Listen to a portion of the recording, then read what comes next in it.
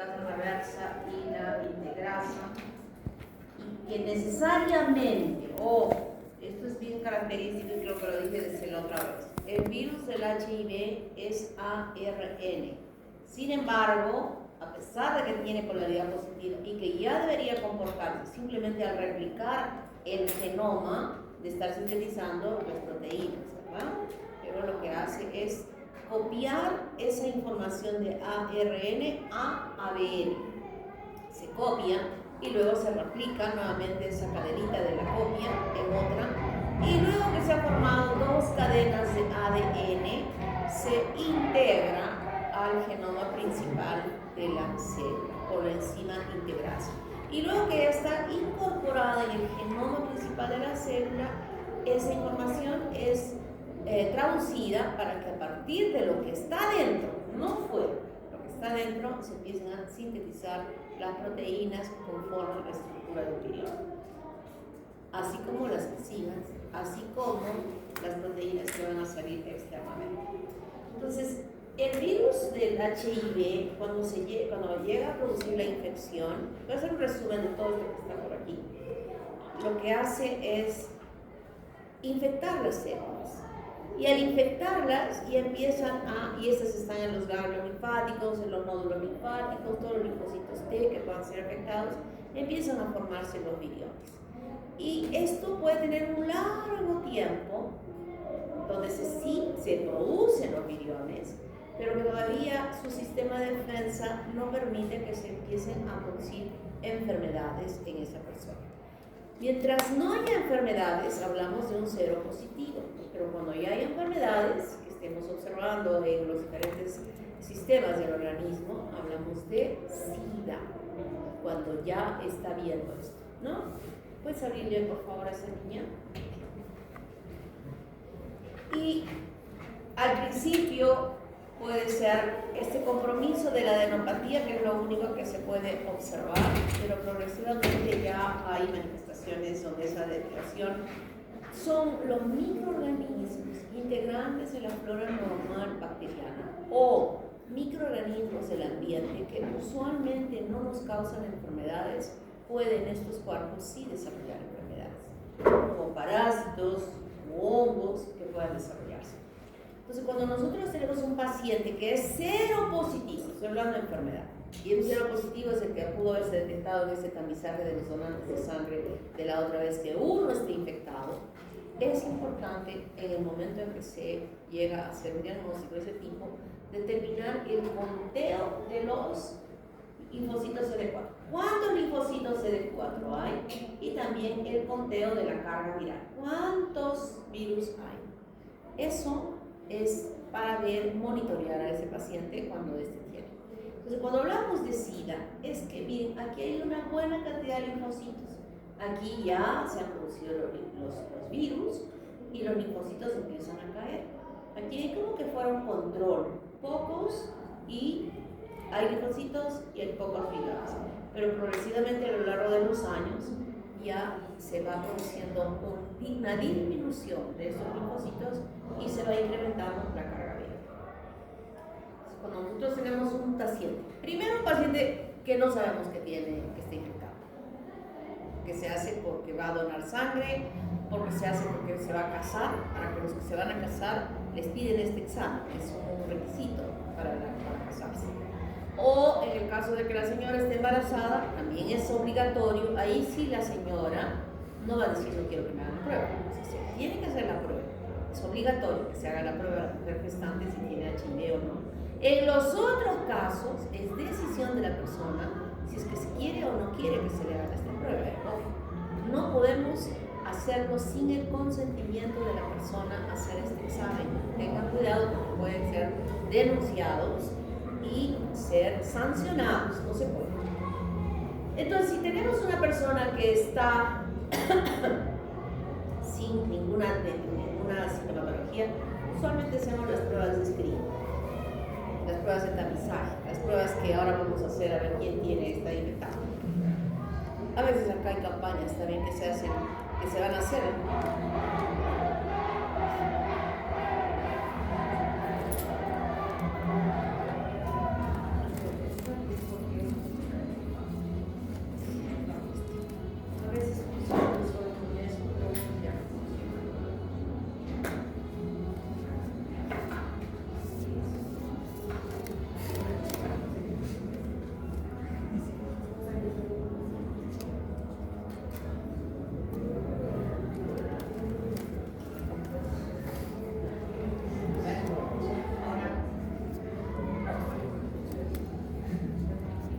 entendido? Sí. Entonces las pruebas de screening nos van a decir que son 100% sensibles y la especificidad puede alcanzar 98-99%, aunque las pruebas hoy en día son más, las pruebas de cuarta generación, ELISA de cuarta generación, se aproximan más a mayor especificidad y que están usándose ya como pruebas de tamizaje. Pero después de que nosotros tenemos esta prueba positiva, tenemos que confirmar. Una prueba más accesible es, por ejemplo, la inmunofluorescencia indirecta o finalmente la prueba de Western blot. A una persona que le encontramos en estas de tamizaje positiva, jamás le vamos a decir que está y estás infectado. Vamos a decir, hemos encontrado positivo, pero tenemos que confirmar. Y aquí, lo primero que crece luego de todo este proceso de lectura del DNA y la síntesis de las proteínas, lo primero que se eleva es esta, la proteína P24. Esa puede obtenerse desde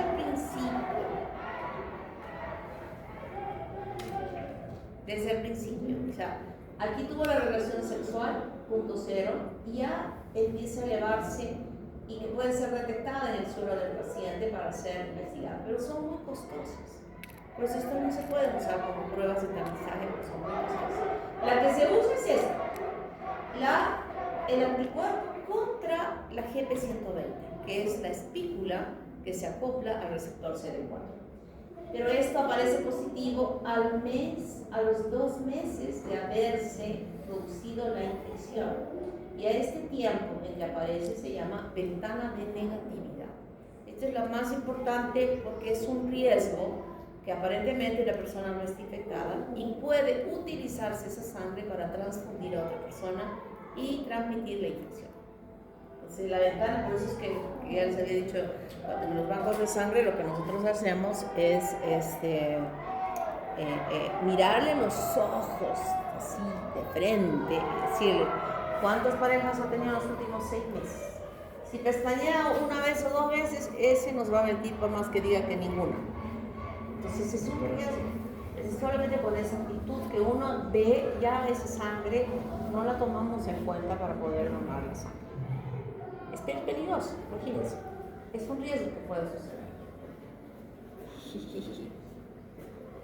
Jade, recién se ha bañado Jade. Yo venía corriendo.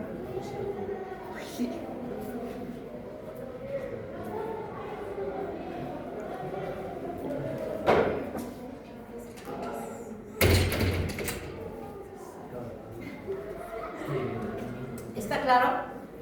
Entendemos lo que es la ventana de negatividad, ¿no? Un riesgo que ello implica. Los marcadores específicos, ARN, el ARN del VIH obviamente, la proteína 24, que no investigamos anticuerpos contra la proteína 24. Empleamos el antígeno, la proteína misma es la que investigamos. Inmunoglobulinas M o inmunoglobulinas G, que eso ya es para determinar justamente si es que hay o no infección. Y el momento de aparición depende de las características del virus que está implicada en el genoma de ese virus. Hay genes accesorios que expresan la capacidad de ese virus de poder ser más efectivo, de poder estar en forma latente, de poder iniciar activamente la multiplicación, la replicación del virus, etc. Y está dado en relación a esas características. El tipo de test y la respuesta inmune de cada paciente no es igual. Ustedes saben que la respuesta inmune no es la misma. Y entonces tenemos aquí todas las pruebas que se emplean desde ELISA de primera generación, empleando la posibilidad de identificar las inmunoglobulinas G, hasta la cuarta generación, que es mucho mejor porque no solamente identifica IgG y IgM, sino también el antígeno 24. Este es sumamente carísimo. Este es carísimo, no se emplea fácilmente. Entonces, aquí tenemos cómo se va produciendo, pero la que usamos de tamizaje es generalmente la que busca la inmunoglobulina G contra el GP120. Estas son las pruebas de screening que vamos a hacer ahorita, las pruebas. La prueba de Western blot, control negativa, control positivo, donde este método, que ya no voy a explicar en qué consiste, puede en esta capa de celulosa que tiene la prueba de Western blot identificar la presencia de estas bandas que son justamente cómo va desplazándose las proteínas a lo largo de ella. Y tenemos aquí un paciente que tiene una bandita acá, está apareciendo.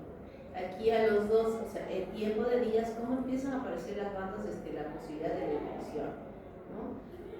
Y cuanto más temprana sea el examen, habrá menos bandas, y cuando ya pasó más tiempo, están todas las bandas.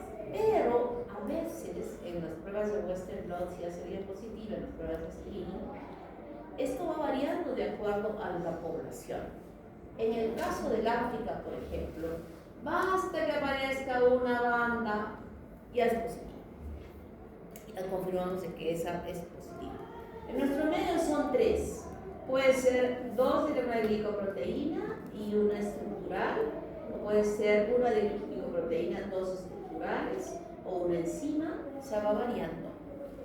No es que sean iguales de acuerdo a las poblaciones que se tengan. CD4 y carga viral, esto es muy importante porque nosotros vamos a, en esa persona que en el tamizaje hemos encontrado que es positiva, queremos saber cuánto ya ha hecho de daño en esa persona. Y para eso se va a hacer un conteo de los linfocitos y se va a hacer un conteo de la carga viral, porque eso nos orienta en el pronóstico o el tratamiento que vamos a desarrollar en este paciente. Tenemos aquí, este es el algoritmo para el diagnóstico de infección por el HIV, el sueroplasma a través de pruebas de ELISA o urinación, o de la prueba de DOT. En primer lugar, que no reactiva, entonces reportamos como que no, que es negativa, que no está infectada. Si es que es reactiva, hacemos otra prueba, vamos avanzando en las pruebas hasta que finalmente tenemos la prueba confirmatoria, que tenemos que hacer un seguimiento de ella, ¿no? Y esta es la noticia que sí le vamos a dar después de esta prueba a la persona. Sí. Si es que hay un falso positivo, volvemos a hacer la prueba, o sea, un falso dudoso, una positividad dudosa, decimos vuelva en un mes para volverle a hacer la prueba, para determinar si es que estamos o no. El tipo de prueba, ARN-ADN por carga, por el PCR, cuarta generación, los antígenos, específicamente el P24 y los anticuerpos. En la primera y segunda, solo anticuerpos. Las pruebas rápidas de tercera generación, anticuerpos. Las rápidas de cuarta generación, antígenos y anticuerpos, pero igual son rápidas, pero son muy costosas, porque estamos identificando la proteína P24. Y finalmente, ya el Western blot, anticuerpos. Esto es lo que vamos a ver positivo, si es que tenemos, esto ustedes ya lo saben, ¿no? Si es que hay control y el test positivo en la línea es positivo. Negativo, el control tiene que estar inválido si los controles no se han pintado. El tratamiento es amplio, el tratamiento está enfocado a evitar que se pueda acoplar al receptor CD4, evitar que actúe la integrasa, evitar que actúen las proteasas y actuar en contra de la transcriptasa reversa. Y el tratamiento actúa sobre, no es una sola medicación implicada en un solo lugar, sino en conjunto, así como habíamos aprendido en la tuberculosis, que usábamos drogas simultáneas que actúan en uno, en otro. Y el tratamiento no es para eliminar el virus, ojito. Ese no es el objetivo del tratamiento. O sea, no estamos curando a esa persona usando este tratamiento. Lo que hacemos es disminuir la carga viral. Al disminuir la carga viral, tenemos la opción de que habrá linfocitos que funcionen adecuadamente en la defensa de ese organismo. Coronavirus, SARS-CoV-2, el que todos hemos tenido. ¿Quiénes no han tenido? Levanta la mano quien no tuvo. Ya te he dicho que has tenido. Todos hemos tenido. en una mayor incidencia de cuadro clínico o menor incidencia de cuadro clínico. Todos nos hemos infectado con este SARS-CoV-2. El coronavirus no es un virus que recién ha aparecido, es un virus que está hace 300 años y que nosotros antes lo estudiamos en nuestro medio asociado al desarrollo de procesos gripales, o sea, como un resfrío. Ese es el cuadro clínico asociado a este virus. Pero sí sabíamos que en otros países, en otros continentes, fue implicado en el desarrollo de infecciones gravísimas, con unas mortalidades altísimas, ¿no? Pero que felizmente no llegaron hacia nuestro medio. El que sí llegó fue este. La estructura del virus tiene su espiga, su glicoproteína, que es la proteína S, la spike, que se acopla, hemos dicho, a receptores específicos que están en las células del monocito, específicamente el monocito, y donde se acopla. Esta es la estructura esquemática del virus. Su genoma es también ARN, y estas son las espículas. Tiene la proteína en su envoltura, la proteína E, que van a tener acciones específicas que se les voy a explicar en la clase. Se acopla el receptor, luego él ingresa por endocitosis. Envuelve la membrana citoplasmática, la envuelve y la introduce en el interior, y esta es la imagen que se ve del virus a la microscopía electrónica. ¿Cómo fue el curso? Primero, la infección era por vía inhalatoria, ¿verdad? Pero también podía haber sido por vía de mucosas, cosas del ojo o mucosas de la boca, por donde podía haber ingresado el virus. Y a partir de este lugar, el virus podía haber llegado inicialmente a este lugar donde está el receptor, que era el monocitos tipo 1, 2, 2, monocitos tipo 2. Y entonces se producía la respuesta de la adaptación, de los mecanismos, etcétera, de defensa, hasta que finalmente empezaba ya la sintomatología grave. Una sintomatología grave que afectaba el pulmón, pero que esto iba dándose con mayor gravedad luego en la hiperinflamatoria. Una hiperinflamatoria que, si es que no hubieran sido los médicos italianos que tomaron la decisión de decir, estamos quemando a la gente sin saber cuál es realmente la causa de la muerte de estos pacientes. Y a escondidas los médicos hicieron necropsis y sacaron tejido pulmonar, y sacaron tejido hepático, y sacaron tejidos de todo lado, y luego nadie abría las bolsas, ya las cerraban, las quemaban, y fue así como se obtuvo material para estudio. Y en ese material para estudio se pudo encontrar que lo que estaba matando a las personas no era el virus propiamente dicho, sino las reacciones del organismo frente a la presencia del virus. Y en esas reacciones del organismo a la presencia del virus, lo que estaba provocando era una coagulación intravascular diseminada, pequeñita a nivel chiquitito, que estaba ocasionando obstrucción de la circulación sanguínea en múltiples órganos, y que esa era la causa de la muerte. Entonces, ¿por qué? Y eso indujo luego, con este hallazgo, a que en el tratamiento, ¿cuál era el tratamiento del coronavirus? No usábamos drogas antivirales, ¿pero qué se empleaba? Anticoagulantes. ¿Qué? ¿Qué se empleaba? Antipiréticos, ¿qué más? ¿Qué se colocaba aquí en el abdomen? Heparina. Heparina. Anticoagulantes. Pero no era específicamente heparina, sino era otro anticoagulante que ahorita no recuerdo bien el nombre, que se aplicaban en el abdomen. Y eso hizo que apenas una persona era detectada que estaba con este problema, aún antes que incluso apareciera esa imagen radiológica o de la tomografía en el pulmón, que es muy típico como se observaba, inmediatamente el paciente era tratado con esta medicación anticoagulante para evitar las complicaciones que se venían después por esta tormenta de citoquinas, que así se llamaba, como una respuesta inflamatoria exacerbada que se producía en todo el cuerpo. No es que era selectivo el pulmón, era en todo el cuerpo. y por eso se podía ver aquí nosotros, miren estos marcadores. Troponina, dímero D, ferritina, estos son marcadores inflamatorios altísimos que se iban evaluando cuando se producía esto y que nos están diciendo está sucediendo una inflamación generalizada en todo ese organismo. Eso es lo que traducía esto, estos hallazgos que se crean, estos estudios que se hacían. Entonces, cuando hacíamos el diagnóstico, lo primero que usábamos era la prueba rápida de anticuerpos, que no servían mucho, ¿verdad?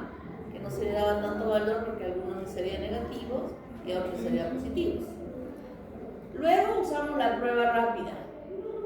Antes de esta prueba rápida de búsqueda de antígeno, pues, se buscaba el PCR, pero era carísimo. O sea, queríamos confirmar solo con eso. Luego salió ya esta prueba rápida que buscaba el antígeno, que era más económico y que lo comprábamos en las farmacias. ¿Se acuerdan? ¿No se acuerdan? Esto era lo que podíamos acceder porque costaba creo que 30 soles, no me acuerdo cuánto, porque PCR costaba y se aproximaba bastante a tener un diagnóstico más cercano a este PCR cuando buscábamos el antígeno a través de esta prueba que la vamos a hacer también ahora. Entonces, la interpretación, tenemos nosotros una prueba positiva para SARS-CoV que diagnosticábamos el COVID-19, donde podían haber habido pruebas falsas negativas de vías respiratorias cuando no se hacía una buena toma de la muestra, ¿no? Cuando no se hacía. Yo voy a pedir seis voluntarios para hacerse la prueba. ¿Quiénes están medio resfriados? Yo. 4. ¿Quién más? Son 6, ¿ah? ¿Quién? 5. Que podrían estar contados. ¿Tú estás resfriado? No. ¿Quiénes están medio resfriaditos? 1, 2, 3, 4. 2 nos faltan, vamos a sortear a los otros 2. Entonces se hace. Creo que podemos traer los aguas para echarles agua a este caso.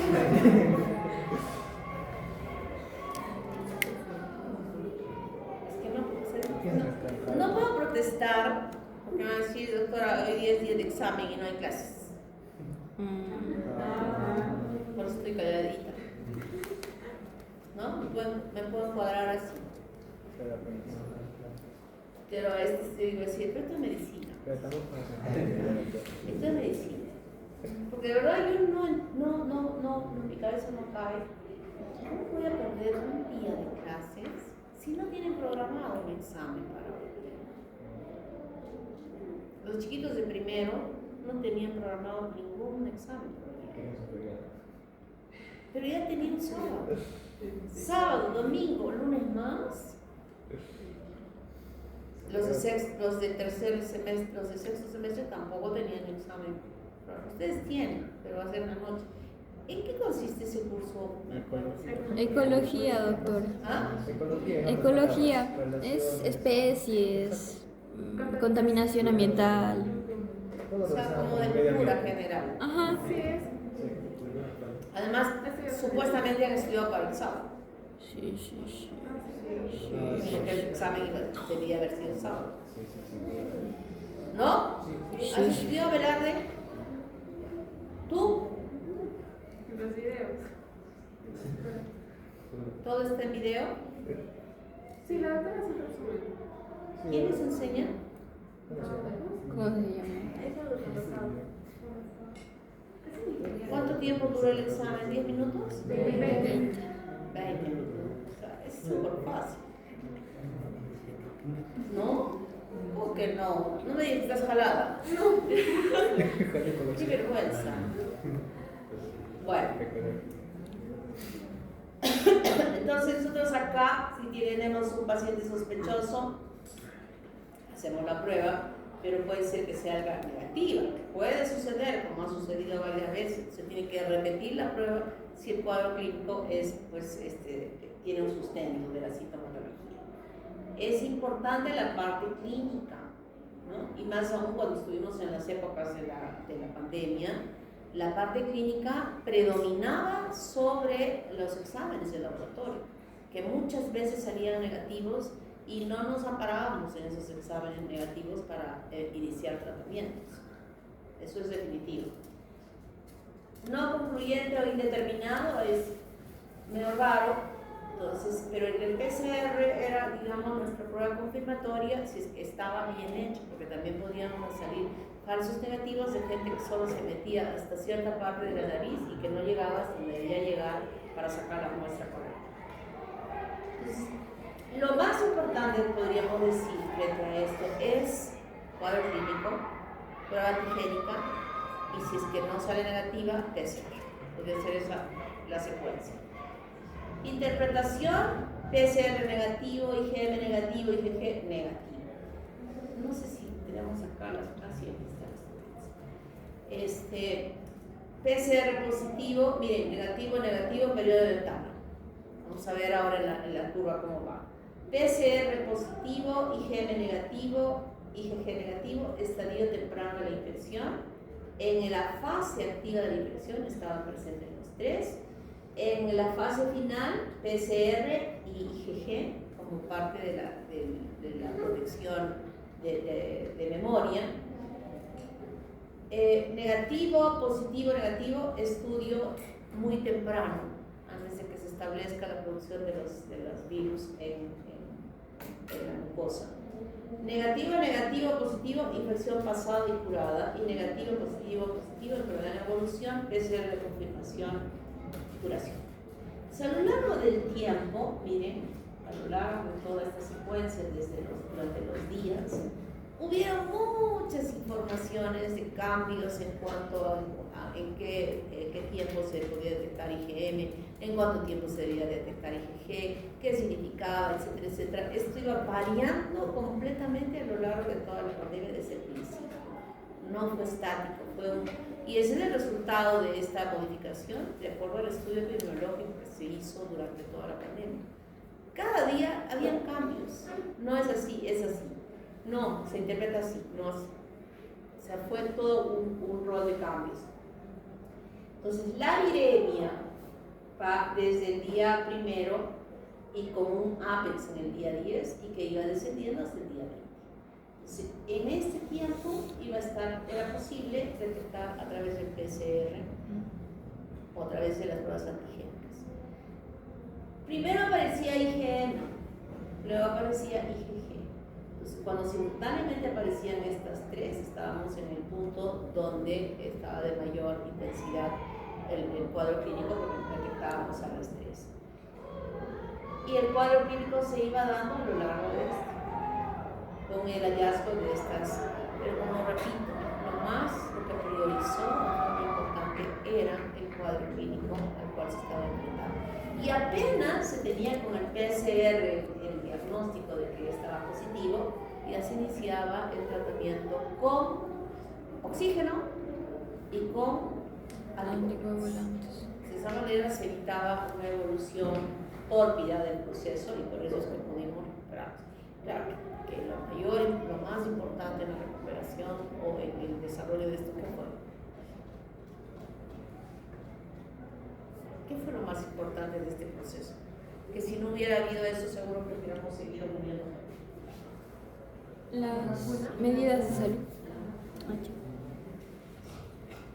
La vacuna, eso fue el arma importante que se tuvo para poder controlar esta infección y esta enfermedad tan grave y mortal. Creo que cada uno de nosotros ha tenido en nuestro entorno alguna persona que ha fallecido, ¿no? Sí. Todos. Ni casi no has tenido a nadie, un amigo de tu papá, amigos de tu mamá, nadie. No, conocidos. ¿Ah? A colegas. Sí, colegas. Claro. O sea, mi familia no murió una tía ya viejita, pero sí morían, cada día moría un amigo, un colega médico, y morían. Todos los días, nunca he sido tan devota como en ese tiempo. Al día escuchaba como 3, 4 misas y oraciones, por este. Nunca he sido tan devota como en aquellas épocas. Y creo que a todos nos ha pasado eso, ¿no? Y se ha muerto gente que hemos querido mucho y hasta ahora hay gente que yo no acepto que no puede morir. Había un profesor de fisiología,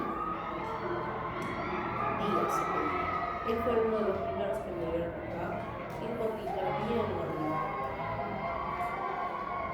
Y él se murió.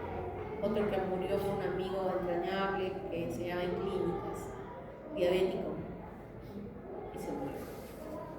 Otro que se murió por ejemplo, es un pediatra, que era el director del Metropolitano, del Hospital Metropolitano, y no había camas para él. Y se murió. Pero igual con camas o sin camas, en esa época todo el mundo. Y en la UCI, ¿cuál fue siempre digo esto, el porcentaje de eficiencia de la UCI del hospital del seguro? Creo que mejor eficiencia hubo en general que en el seguro. Todos se murieron. 1, 2, entonces el porcentaje era bajísimo que se había podido recuperar. Primero porque la gente que intubaba ni siquiera eran especialistas en intubar. Intubaron y fracturaron laringe, tráquea, y la insuflación del virus, se empezó a ver una, ¿cómo se llama esto que hemos hablado de la crepitación? Se llama enfisema subcutáneo generalizado, porque el aire les estaba entrando desde acá. Todos murieron. Y si no se murieron por el mismo daño, se murieron por las infecciones agregadas que ya sabemos que suceden en los por pseudomonas y otras más. Así es que quien pasó, somos sobrevivientes de esa pandemia. Somos sobrevivientes. Pudimos haberlo. Molusco contagioso. Este es uno de los virus que están dentro de la familia Poxviridae, que es muy importante porque está relacionada a producirse como una transmisión sexual. El contacto directo con el virus, generalmente en los genitales, pero si de estos genitales puede la persona contaminar a los niños sobre todo, pueden contaminarse, ¿no? Son virus grandes que tienen esta característica, son lesiones maculopapulares que crecen en domo, así se llama, y que la parte más elevada de la elevación de la pápula hay una depresión. ¿Están viendo acá? ¿No? Esta es una cúpula umbilicada y parece en todo lugar. Miren cómo aparecen en los ojitos del niño, puede aparecer un ojito, pero esto es de transmisión fundamentalmente sexual y a partir de ellos es que los niños pueden contaminarse. En el diagnóstico vamos a ver una biopsia que justo le he dejado en ese microscopio, donde la invasión del virus en el epitelio se muestra de esta imagen. Miren, estas son las células escamosas. Pero estas células escamosas contaminadas nos muestran los cuerpos de Henderson-Patterson, que son inclusiones citoplasmáticas grandes de color rosado que están metidos dentro de los queratinocitos con este aspecto. A ver, ¿puedes ver? Sí, está igualito. Sí. Igualito que esto, van a ver ahí. Ya me envió. Se ven así. En las biopsias que se pueden hacer.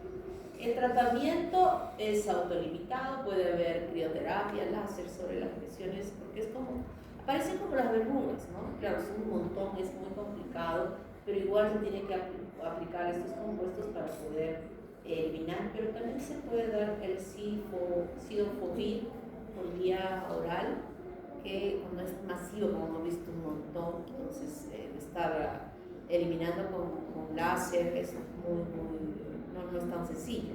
Entonces utiliza esta medicación para poder eliminarlo. Y la viruela del mono, el monkeypox virus, que ha tenido mucha renombranza en el 2022, progresivamente ha ido decayendo, ¿no? De pronto apareció. Esto es común en otros países, sí, en el África es común, pero no en nuestro medio. No recuerdo de cuál fue el origen de este, bueno, no empezó en el Perú, empezó en varios países y se fue extendiendo. Y lo que sí se pudo encontrar es que, al menos en nuestro medio, estas lesiones que empezaron a aparecer en personas eran más en homosexuales y en sus genitales. y donde se encontró en la estadística eran los que, ¿cómo se llaman estos que cortan el pelo? ¿Barberos? ¿Ah? Barberos. Barberos, los Estilistas. estilistas. Ahí, la población que empezó cuando se empezó a referir, eran barberos, eran estilistas, eran homosexuales, donde hubo mayor incidencia de la presentación de esto, que se parece a la viruela, porque las lesiones son estas, pústulas. Si yo había estado aplicando en la clase hoy día, que ya sabíamos lo que significa mácula. Es una mancha de cualquier color que no eleva la piel, ¿no? Luego, pápula, que si hay elevación, que es como una roncha de diferentes tamaños, de diferentes colores. Esa es una ronchita que llamamos pápula. Luego llamamos vesícula, que son lesiones ampullosas pequeñas. Y cuando decimos vesícula, siempre va a tener el contenido seroso, contenido de la extravasación vascular o del líquido intersticial que ocupa este espacio de la vesícula. Luego tenemos las ampollas, igual, son lesiones grandes, pero que también contienen, su contenido es seroso. Y cuando ese contenido, ya sea de la ampolla o ya sea de la vesícula, más de la vesícula, le llamamos, se convierte o es de característica purulenta, le llamamos pústula. Pero ese contenido purulento puede ser aséptica o séptica. Y cuando digo aséptica, el contenido es de una pústula viral, contenido de pústula viral. Pero cuando el contenido es bacteriano, infeccioso, entonces en esa pústula va a haber pus y va a haber microorganismos bacterianos. Decimos séptica y aséptica. ¿Está claro? Estamos agregando otra lesión más. Y otra lesión que podemos ver sobre la piel es las costras. Las costras. Habíamos dicho que la varicela era mácula, pápula, vesícula y costras. Que en diferentes tiempos, o sea, podemos ver las 4 lesiones simultáneamente en una visión de un niño. Algunos les están apareciendo máculas, otros les están como pápulas, otros pueden ser como. Y en este caso son pústulas. Miren el color. Miren el color. Entonces la vesícula está llena de pus, ya no se llama vesícula, se llama pus. El paciente tiene fiebre, dolor de cabeza, agotamiento, inflamación en los ganglios, o sea, todo esto pareciera que estuviera resfriado, ¿no? Y empiezan a aparecer estas lesiones, como una mácula, luego se eleva, la vesiculita va creciendo y luego va llenándose de esta secreción purulenta y luego se forma una costra que puede caer hasta en 2 semanas. O sea, la parte superior de la vesícula de la pústula se cae. Y aquí hay extensión aún en palmas y en plantas. ¿A quién se puede equivocar? ¿Con quién nos podemos equivocar? Con el sífilis secundario. Con la sífilis secundaria, ¿no? Pero en la sífilis secundaria no hay pústulas. ¿Le hablo, doctora? No hay pústulas, sino son lesiones maculares, papulares, costrosas. No hay vesiculares.